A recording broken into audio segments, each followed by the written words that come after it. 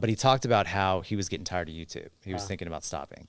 And so I messaged him. I was like, what's going on? And then we talked on the phone, and he kind of just told me about it, how he's not getting any traction. He's making like, I think $400 a month on YouTube. And I was like, well, look at it this way. Would you rather be in your house making videos every day, make $400, or do you want to go work at McDonald's and flip burgers for $400? And he thought about it for a little bit. And I remember he posted something on Twitter. It's like, I just got the best advice I've ever heard in my life. I'm going back to YouTube, that kind of thing. So then he really hit it. And I have nothing to do with MrBeast's success, but I remember that.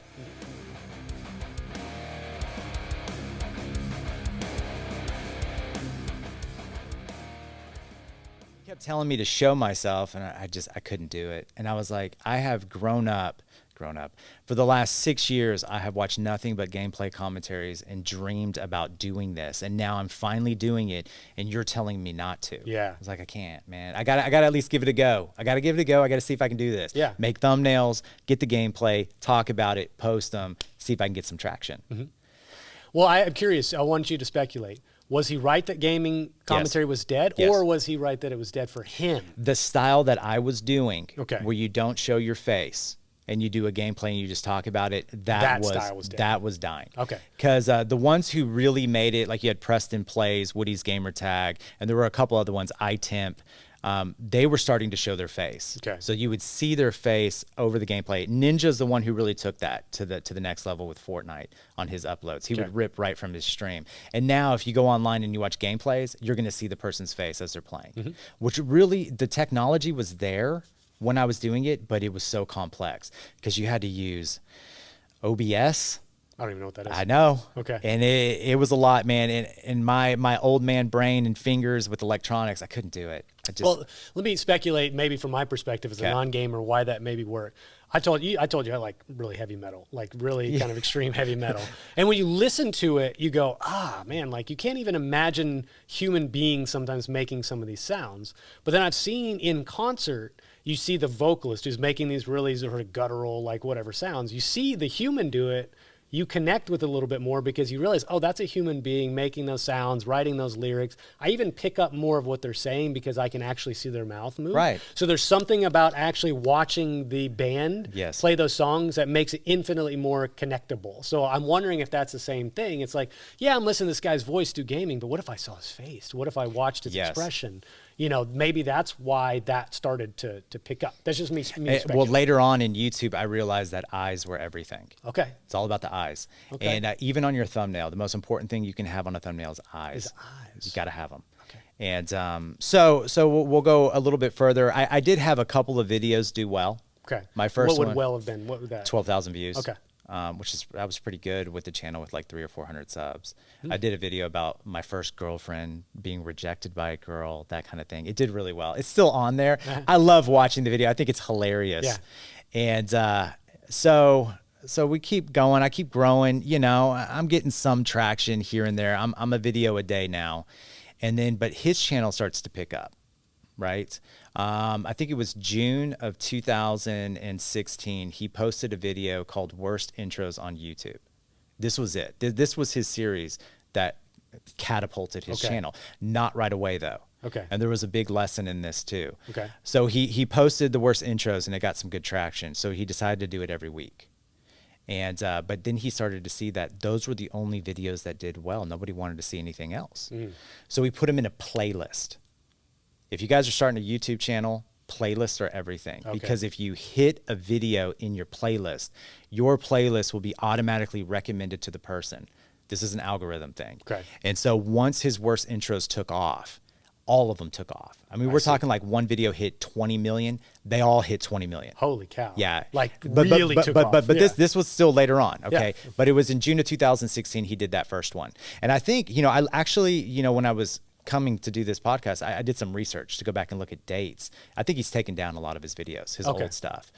But he was still making all these weird ones, and I was doing the gameplay commentary. What were we going to ask? No, I was going to say, we're like, you guys were in communication regularly still at this point, right? So like, he was like my guide. I was he's a 15-year-old right? kid. Like dude, if I had a mentor right now about Instagram or something, I'm sure it'd be a 15-year-old kid. Probably. Right? Like, you know, so I totally get it. But how did y'all develop this like rapport? What was it about y'all's connection that you worked well together, communicated Christian. well? We were both Christian. Oh, okay, cool. He denies it now. We'll talk about that later. But at the time, I kind of was mentoring him because he didn't have a dad at home. Okay. He's a homeschool kid. I think all this stuff is revealed, so I don't think I'm revealing anything inappropriate here. But I don't know. I know he has an illness. I can't remember if it was ulcerative colitis, but he's talked about that before. And so that's what, caused him to be homeschooled. And so he would just sit at home and make videos. And there was this one turning point, and I know he's done videos about his YouTube success, like where it all began, how he almost burnt out and things like that. I've never watched one of them.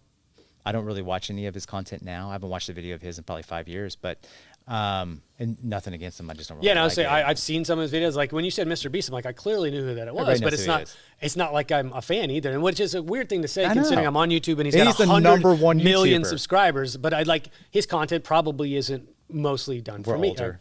We're old men. Baby, he was brilliant in what he did. And he's an amazing guy in real life. I just want everybody to know this. Yeah. So where was I at? So, okay. So I remember, I don't know if it was in one of his videos or if it was in a statement that he put on Twitter, but he talked about how he was getting tired of YouTube. He was thinking about stopping. And so I messaged him, I was like, what's going on? And then we talked on the phone and he kind of just told me about it, how he's not getting any traction. He's making like, I think $400 a month on YouTube, which isn't bad. And I was like, well, look at it this way. Would you rather be in your house making videos every day, make $400, or do you want to go work at McDonald's and flip burgers for $400? And he thought about it for a little bit. And I remember he posted something on Twitter. It's like, I just got the best advice I've ever heard in my life. I'm going back to YouTube, that kind of thing. So then he really hit it. And I have nothing to do with MrBeast's success, but I remember that. That was a turning point for him. And so then he started doing the YouTube intros. And I started talking about, well, if that's doing so well, do YouTube outros. And have you ever watched one of these videos? No. Dude, back then, so these like 8-year-old kids would make intros on YouTube and they would write stuff on paper, like their channel, and they would like spin it with their cell phone and be like, boo, woo, woo, woo. Stuff like, it was hilarious. That's so funny. Okay. And then he would splice himself in and out talking about them. They were great videos. And then, so he messed around with that. And I remember he did some like worst thumbnails on YouTube. Okay, so he's doing his thing and his channel's kind of growing, and I get so focused on my channel, we kind of lose touch. But if I have a question, I'll message him and stuff like that. And I remember one day I checked his channel, and all of a sudden he's at 25,000 subs. Just like, wow.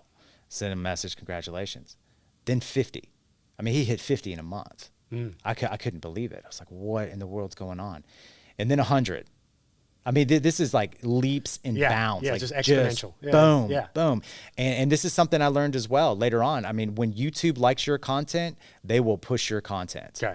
And once you really figure out how to do your titles and your descriptions and your keywords and you link them properly, the whole goal of YouTube is to get into the recommended. Okay. You get into the recommended, you're going to make a lot of money. You're going to get a lot of traction. If you can't get into recommended, I mean, there are people who post videos every day, and after somebody's done watching their video, their next video isn't even recommended. I mean, that's what you need. You need not only for your videos to be recommended on other channels, but on your own channel as well. And he got it.